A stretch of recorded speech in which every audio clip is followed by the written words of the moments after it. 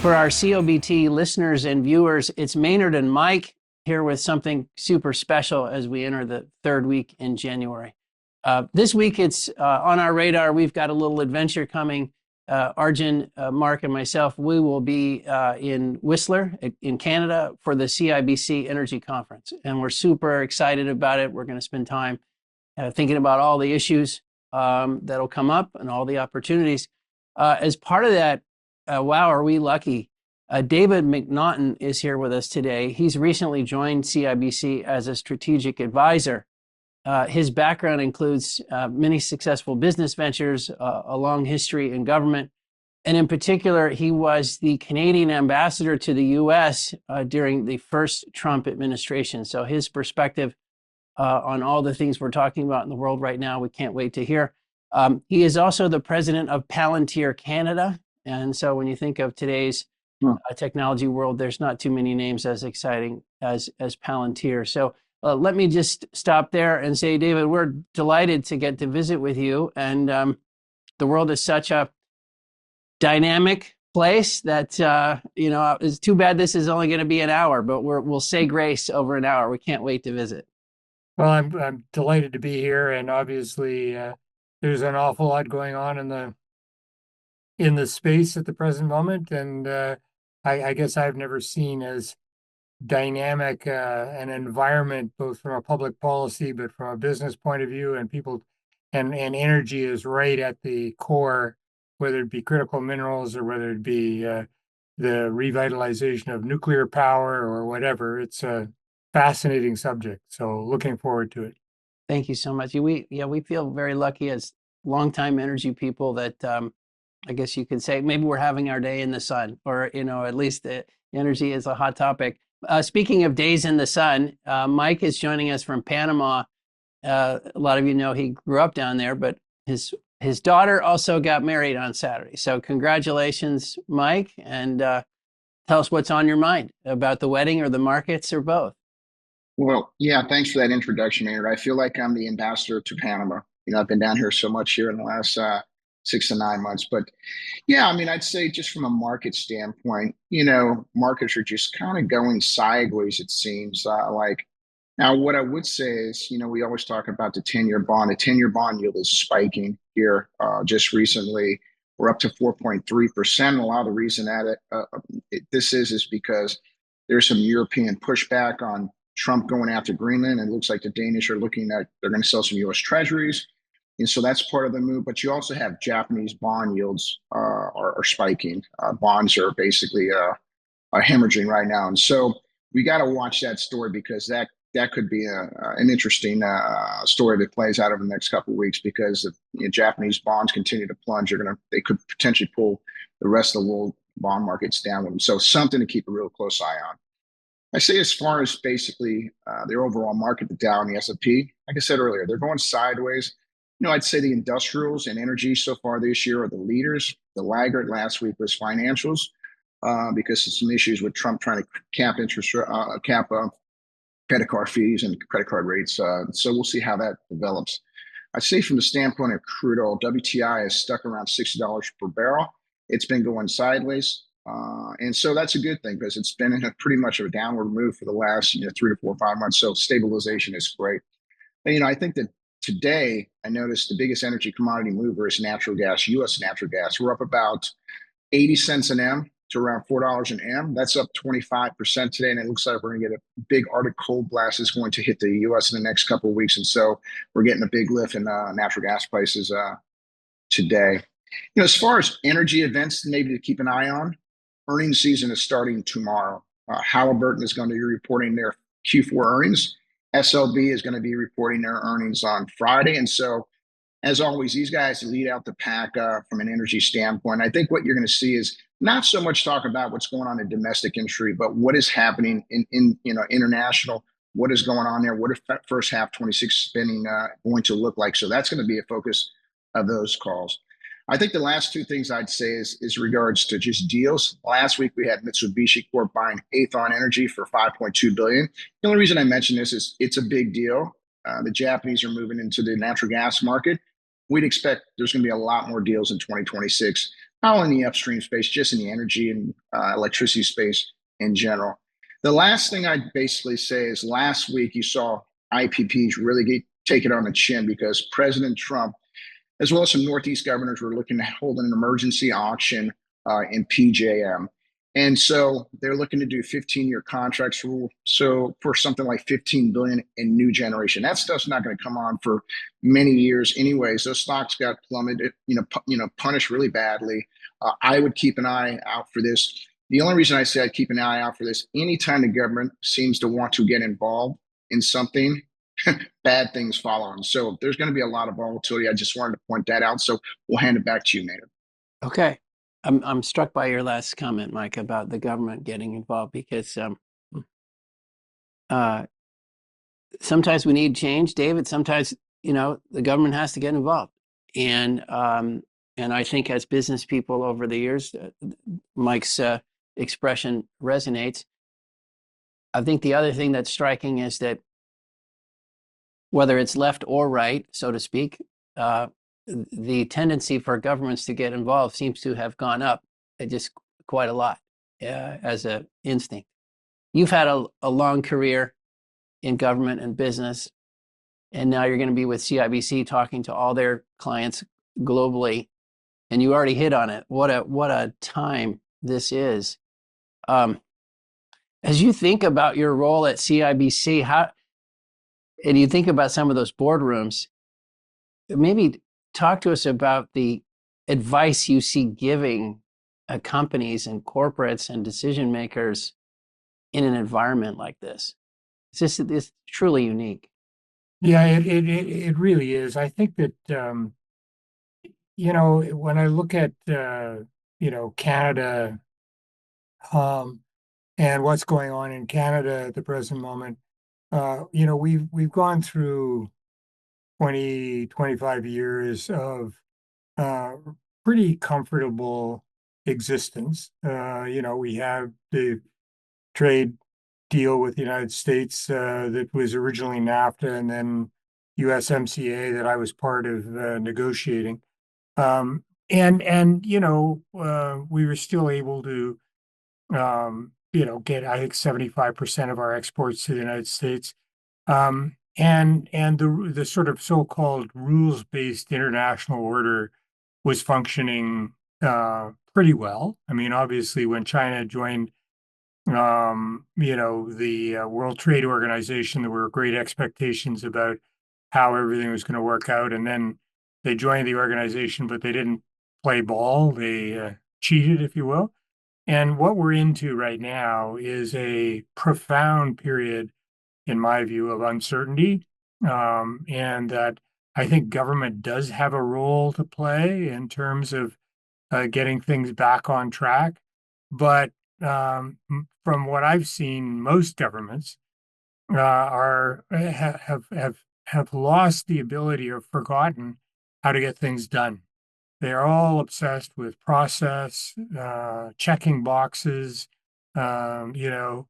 regulations that are all over the place, siloed,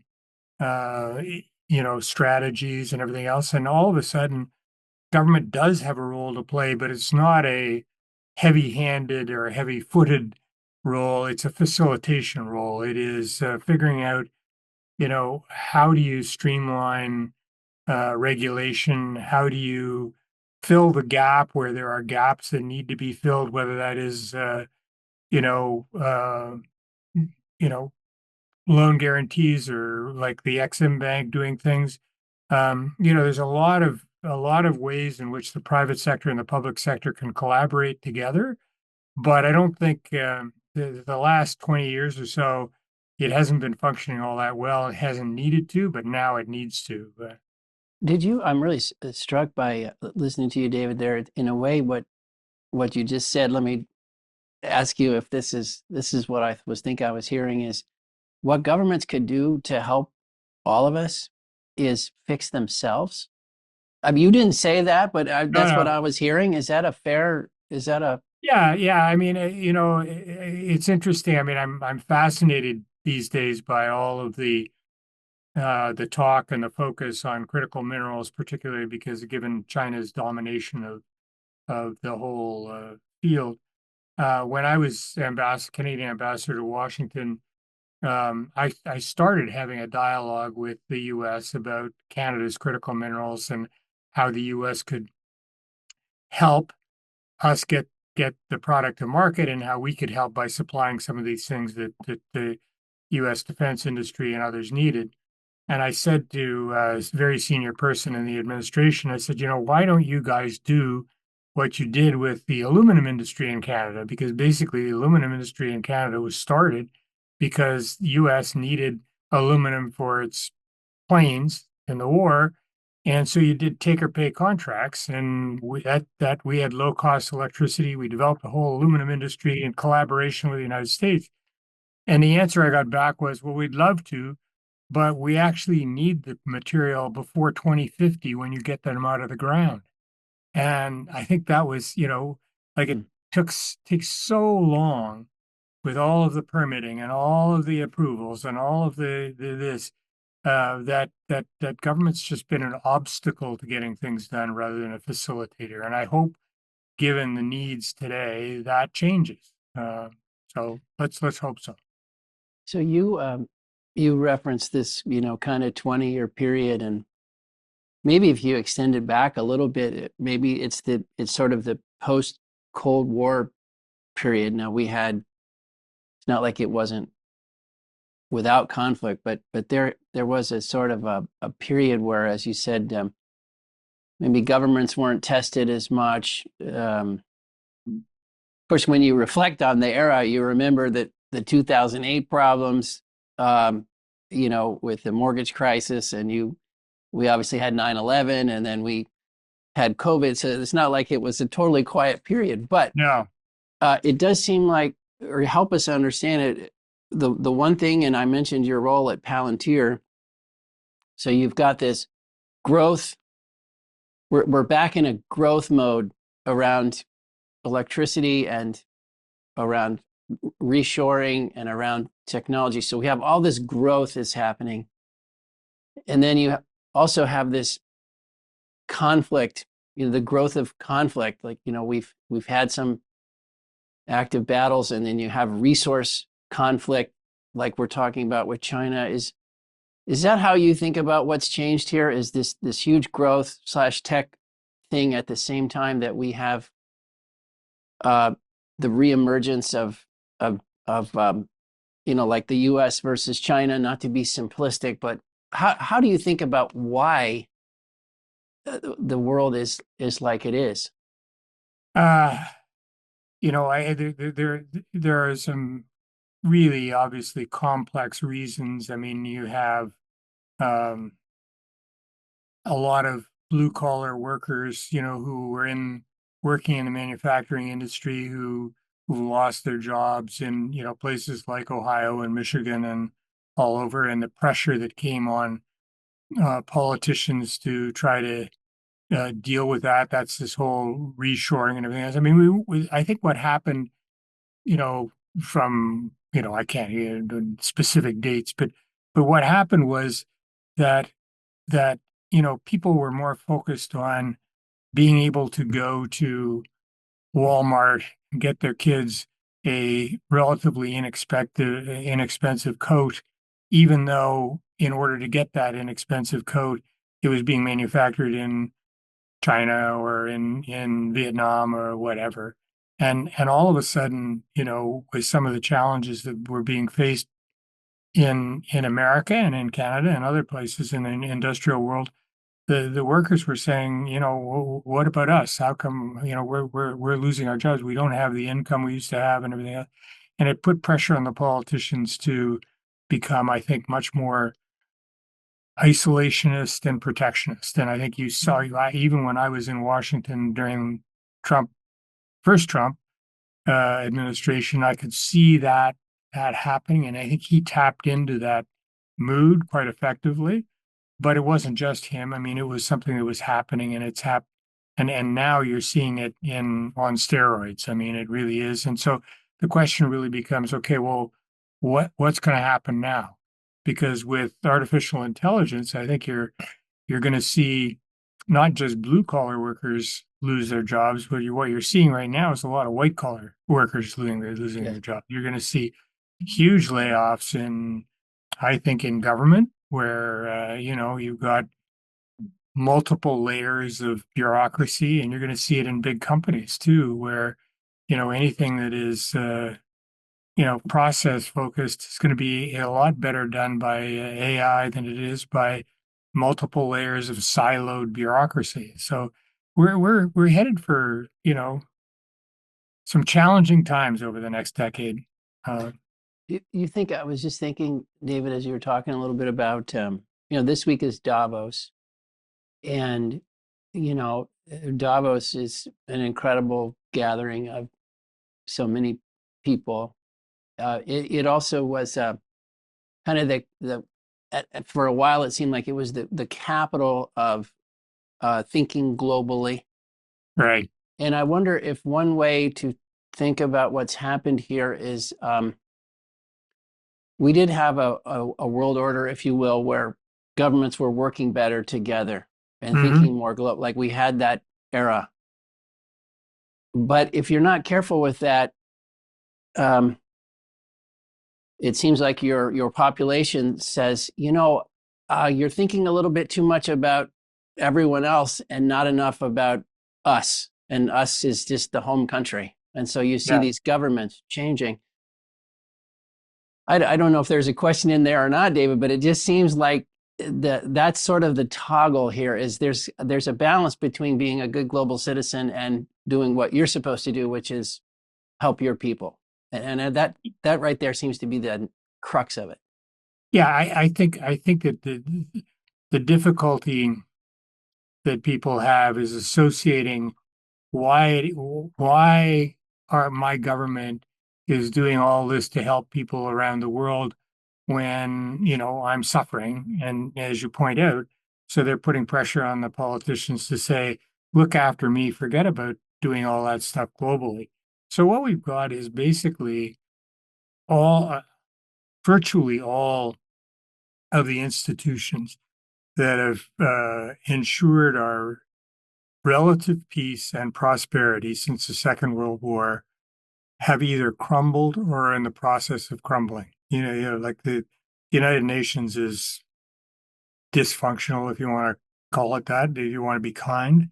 The World Trade Organization has got nothing of consequence. I mean, if you look at the retreat of the United States from everything from the Voice of America to international aid to all sorts of things. I mean, we're in retreat from the old world order, and it's not clear what the new world order is going to be like. Like, are there still going to be alliances? I mean, you've got some real stresses and strains in NATO at the present moment, obviously. Um, so things have crumbled on one end, but it isn't clear what's going to emerge on the other. And I don't think any country can be totally sort of independent or not have allies, and whether that becomes sort of coalitions of the willing around specific events or what it is, or we just don't know. And that for business, that creates huge uncertainties because you just don't know where the world's going. Do you think, David, thinking about businesses, but businesses, it seems like you can make the argument that um, because there's a lot of change. So if you are diversified across geographies and across business lines, and if you are large, you will be able to manage around these things better.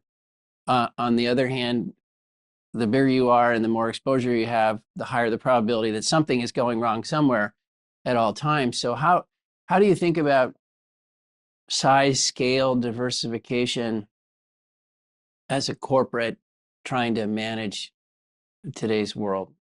Should you be bigger or should you core up and get to a safe place wherever that is?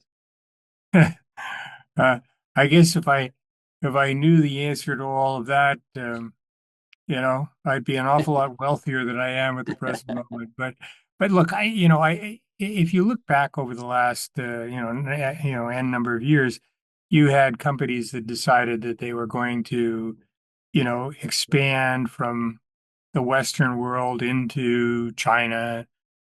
Some people went into Russia. I mean, all sorts of things, and a lot of them have lost money because they had to exit, right? Well, And so, for a long time, you're right. It seemed like you were only as good as your China strategy. And if yeah, you weren't exactly. big and exposed there, then forget it. You're missing Yeah, the, yeah. yeah, yeah. And now, it's not exactly a winner. So, look, I don't, there's no easy answer, but for sure, when you look at, you look at different sectors. Obviously, technology is one of them. Energy. I mean, there's no question that the world is going to, demand more and more energy over the next, the next God knows how long. I mean, all of the things about net zero and everything else. I'm dubious about some of the claims. I mean, I'm not a climate denier or anything like that, but there's some practical realities about how we go through a transition from the fuels that we've got to, lower emission fuels. We're still going to be, burning oil and natural gas for some time to come. So I think what's happening is businesses need to be much more aware of geopolitical developments and public policy issues and everything else than they ever were in the past, Mm. because those are the ones that are actually they're if you want to look at where's the black swan event that's going to cause my business problems, it's likely to be that rather than you know I mean, changes in the bond market are obviously important and the stock market's important, everything else, but now you got to be sensitive to the external environment as much as anything else. Mm. David, and then leading, we talked a little bit about government getting involved with policy, and it always is short-term gains lead to long-term consequences here, and I just really want to get your perspective of, the government getting involved in a lot of policy. For example, the AI bill that obviously the U.S. seems to be in a race with China, and I guess there's going to be a question from me with you is like, what does that mean for Canada? But what we're seeing right now is short-term consequences have some long-term short-term issues have long-term consequences. And I just look at Europe, the deindustrialization of Europe as sort of short-term policies led to long-term consequences here. So maybe I guess the question for you is, we know the US and we know China are trying to win this AI game. Maybe give us a perspective of what the AI playbook looks like for Canada right now. Well, I think what's happened in Canada is we have had some, a lot of the AI, was started in Canada. There were actually some really interesting developments and some very clever people who got on this a long time ago. What happened was, however, in order to make any money at it, they weren't able to sell things in Canada, so most of them went to the United States. So you see in the United States an awful lot of companies that are involved in AI actually started in Canada but moved to the U.S. because a bigger market, but also I think U.S. business and government embraced it a lot, adopted it a lot faster than Canadians did. And I think we're in a position now where we're starting to catch up, but we're still way behind in terms of adoption. I mean, we have essentially a government controlled healthcare system, whereby you could be using AI for, all sorts of things, diagnosis, treatment, all sorts of things. But, because of all of the sort of stated concerns about privacy and data security and everything else, we continue to do stupid things like using fax machines to send prescriptions and everything. So, you're worried about data privacy, and so you send a prescription by a fax machine. Well, that doesn't make much sense. But what happens in Canada is, um, we usually don't start to get things right until we've exhausted every other opportunity and to do things wrong. And I think we've got to the point now where we're actually starting to realize we got to get things right. I was very involved in the mid 1990s with our government and our finance minister, and we were very close to having so much debt the IMF would come in. They went into New Zealand. We were worried about it, and within 3 years, the government got its act together, privatized a whole bunch of businesses that they were involved in that they shouldn't have been involved in, balanced the budget, and actually had a surplus. So I think we're on the cusp of Canada becoming much more dynamic country, utilizing the resources that we have constructively, having the government play a facilitation role in terms of stimulating business investment and activity. And I think our new prime minister has got some really good ideas. He's making a speech in Davos today, which I think you'll find is really quite interesting and forward looking. So I'm optimistic about Canada. I'm more optimistic now than I have been for a long time. Maybe one question on that. I think we watched the election in Canada. We closely watched the debates. Tried to understand the issues, and this. I'll just try to put this in a nutshell, which probably means it'll be so simplistic it'll be annoying, David. But it seemed like part of the story in Canada has been lagging growth relative to whether it's the G8 or G20, but just kind of relative to other developed economies. That's been a story. And a second story has been finding the right balance between the country as a resource-based economy, and it also had policies which were, I don't know, let's say somewhat European in the outlook for around climate, et cetera. And so it was this uneasy peace going on between those two sides of the house, and it was coming at a time when you had growth problems.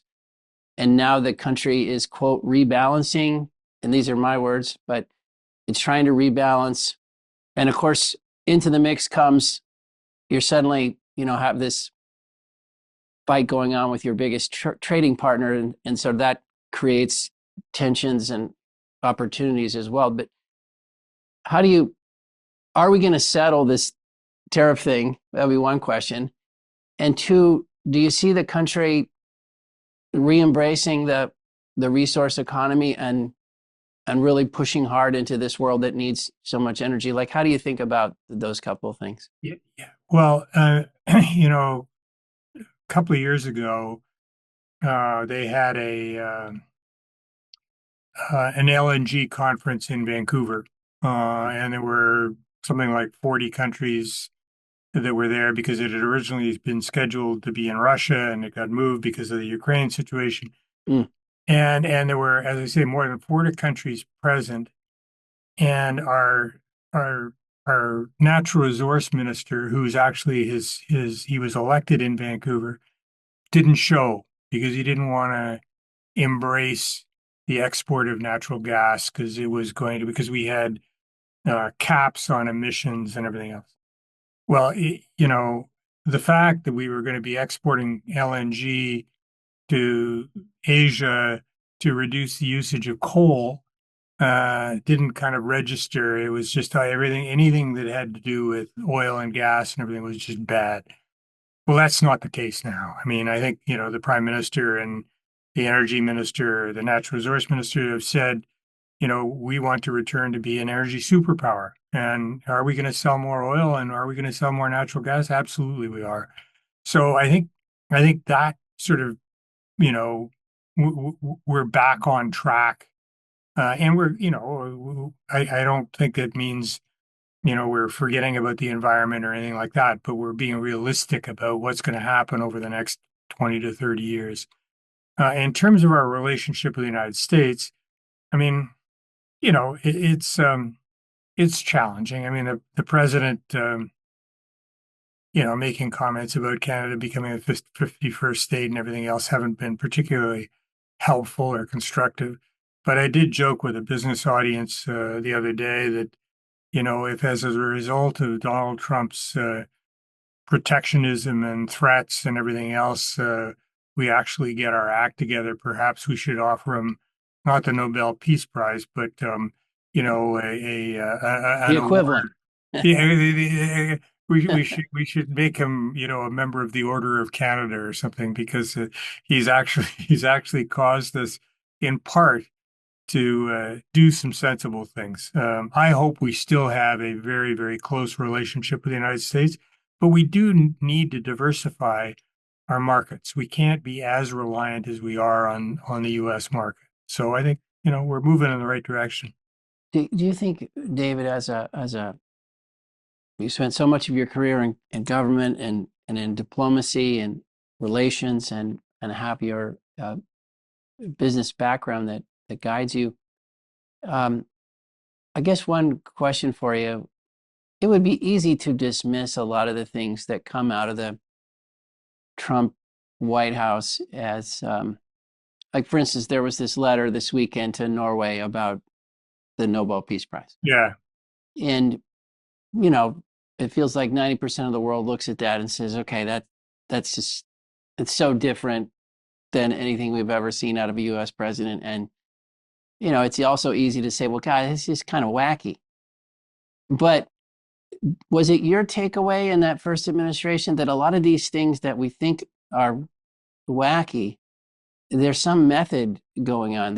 It's not quite as wacky as it might look, that there's some reason for it. There's some, how did you come to understand these volatile moments like this? And what's the point of them? Do you see it as part of a strategy, or what's your interpretation of this? Well, there were times that were really challenging and trying to figure out exactly what was motivating it, what the cause was. I think Can I I don't. ask you, right on that point, is that in and of itself the point?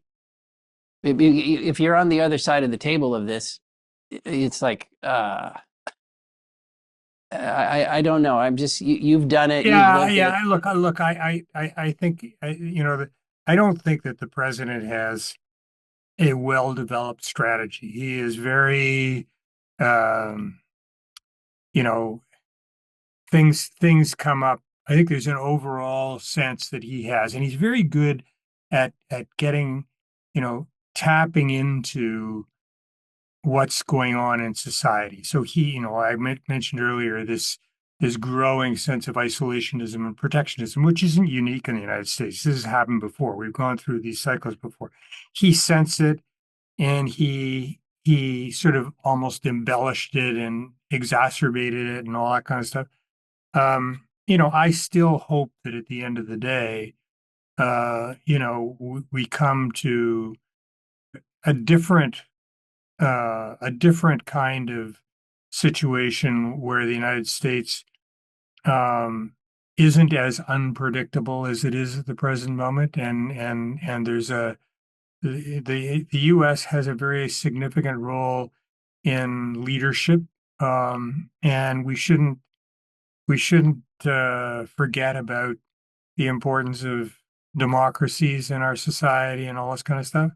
But the president is a unique individual, and I mean, I had it wasn't just me that was trying to figure out what he was going to do next. I had people in his administration saying to me, "Oh God, David, I don't know what's going to happen next." So, he certainly keeps people on their toes. That's for sure.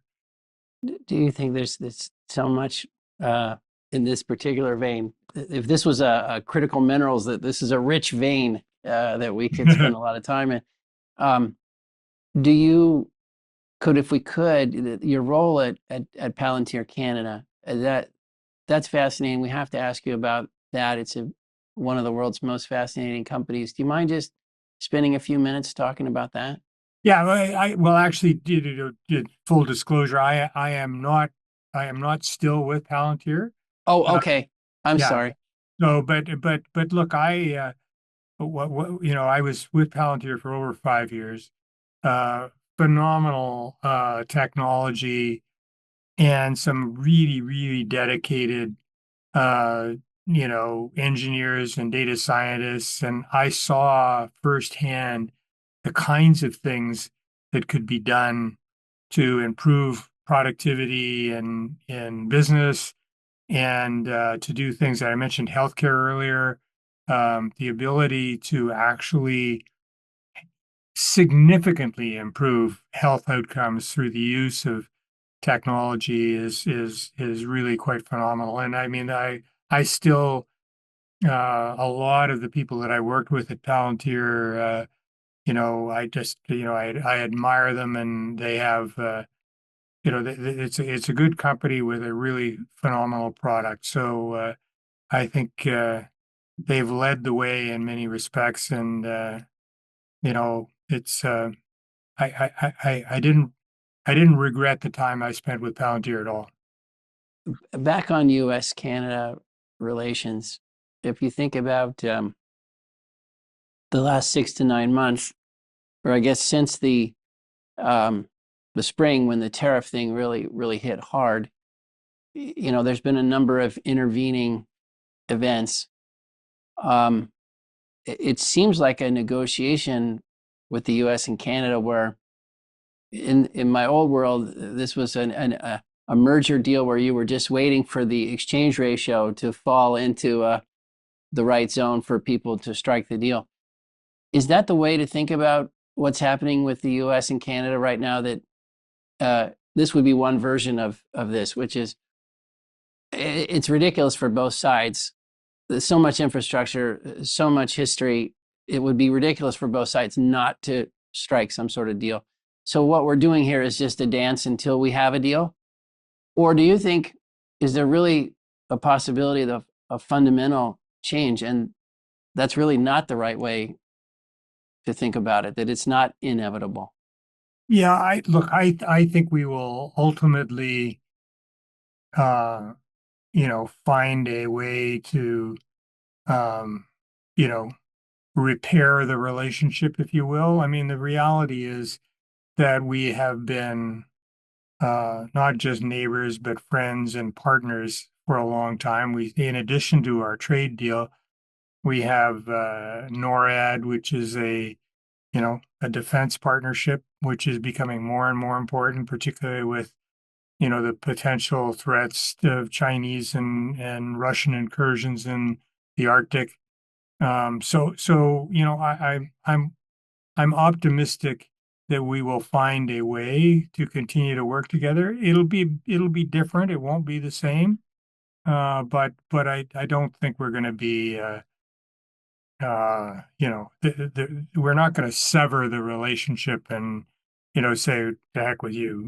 We're there's too many relationships, both friendship and family. My own grandfather was an American, who came to Canada to help fight during the war. So Do you think on the energy system in particular? I think those of us who grew up in U.S. based energy always saw, Canada was the ultimate partner. The system is really built as a U.S. Canadian energy system. Would you have, even if we don't strike some of the broader deals, are you optimistic that at least in energy we might figure some things out? oh yeah, well, I was on the board of TC Energy for 5 years. Um, it's a North American midstream natural gas company. Um, the I think the if the United States does need critical minerals that are not Chinese, and I think Canada's got lots of them, and we have actually some really interesting technology that for treating critical minerals. So I think there's lots of reasons for us to continue to have a very strong relationship. And I know the president likes to say we don't need anything from Canada, but I think even he, in his heart of hearts, knows that we're better off to work together than we are to be apart. I was thinking of a crazy Mark Carney move right now as you come out and say, actually, Trump's right on Greenland. The U.S. should manage that for the benefit of all of us. But I'm going to need the following. I see this is the transactional world we're living in, but I'm going to need the following things on this trade deal. I don't know. This could qualify as a really bad idea. Yeah, well, eh, anyway, we will. I think the one thing that is certain is that there's going to be again some period of profound uncertainty. All these issues aren't going to get resolved overnight, and as I said earlier, we're going to head into a period where the socioeconomic political impact of job losses as a result of AI and technology generally are going to impact on the economy and on politics and everything else. So um, it's it's uh, it's going to be an interesting time. But I am an eternal optimist, and I always think that sometimes really good things come out of really challenging times. And I think we were cruising, uh, comfortably, and there's some stress now, and under stress, I think people perform better. Yeah, David. I mean, you just joined CIBC as a strategic advisor, and strategic advisor is just, it could mean anything. And I guess my question is, how do you see the strategic advisor role for yourself? And maybe discuss the timing. Why was it now right for you to basically join in this role? And what are you hoping maybe to accomplish near term and longer term in that role?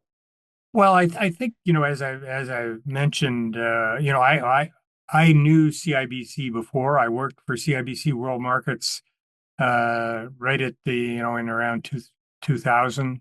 Spent uh, 3 years working. I know a lot of the people that were there then, and they've got a new CEO now who's a really strong leader. And he just asked me if I would help because there's so much of what we've been talking about, which isn't sort of traditional banking, and there's a slice to the value that they can bring to their clients that isn't just about financial markets, and I'm hoping that I can help bring that to CIBC's customers and to the bank generally, because there are all sorts of ways in which uh, you know, the impact of public policy is significant, but also how do you figure out how to use government support appropriately as opposed to having them with their nose in the tent and screwing things up. So so I hope I can bring that kind of value to the enterprise. I think I can, and as I say, Harry and his team are really strong, and I'm really looking forward to it. I'm looking forward to going out to Whistler to be part of the conference this week. Well, we are excited to see you and to see everyone at Whistler. Um, Last thought for you, David, because I know we're going to lose you, but as you think about some of the world's hotspots today, um, one question we love to ask is, what's something that is on your radar as a concern or opportunity or just a big variable that we're not talking enough about, or that could be a bit of a wild card as the year plays out? Because we know there's always something coming up in the course of the year where you say, "Oh, I did not see that." I mean, Mike mentioned, I don't know, the Japanese bond market, and in the beginning, I Yeah. know it's not a crisis, but what's on your radar as a unique variable that the rest of us probably ought to tune into that we probably aren't? Well, I think that the two things. One of them, which I've already sort of belabored, and that is the impact of AI on white collar workers, which is a unique thing. I mean, I was talking to my lawyer the other day, and I said, I don't need you to do title search, or I don't need you to draft the initial contract. I need some advice when I'm down to the short strokes. But a lot of the things that the economics of law firms used to be based on are under challenge at the present moment. So I mean that whole area is one. The other one, and this is where I worry more than anything, and that is that bad things have happened in the past when world leaders misinterpret or misunderstand what another country or another leader is trying to do. I mean, I think if you look at the First World War, and we were coming off of an age of real prosperity. All of the royal families in Europe were related. There was no reason for there to be a war, and yet we ended up with a war because people got backed into a corner. They felt threatened. They had to do something. They acted. Then somebody had to react to that. That's what I worry about today. Is that you have the Russia, you've got China, you've got the U.S. becoming, shall I say, a bit more belligerent, shall I say? And I worry about people misinterpreting Mm. either actions or words, and then backing people into a corner where they've got to react. And I think that's why maintaining dialogue and continuing to be open and not sort of retreating into our corner and is the thing I worry about more than anything else. Other than that, as I say, there's lots of exciting things going on, and the potential for increasing global prosperity and making lives better for people. The potential is huge, and I think if you look at energy. One of the things that has kept a lot of people in the world miserable and unhappy is the lack of Hmm. energy, the lack of heat, when it's cold, the lack of, cool when it's hot. And we're starting to be able to give those people some hope because of energy. And I hope that continues. This was that was such a great ending. I'm probably going to mess it up, but I was curious in your comments. It seemed like Putin would be the obvious person that you hope he's interpreting a lot of these actions Yeah. thoughtfully. But if you take a step back, and I know this is again the interesting, the Trump question, um, where you don't know the master plan. There's a lot of doubt that there is one, but yet you look at the board right now and you say, Syria, friend of Russia, switched.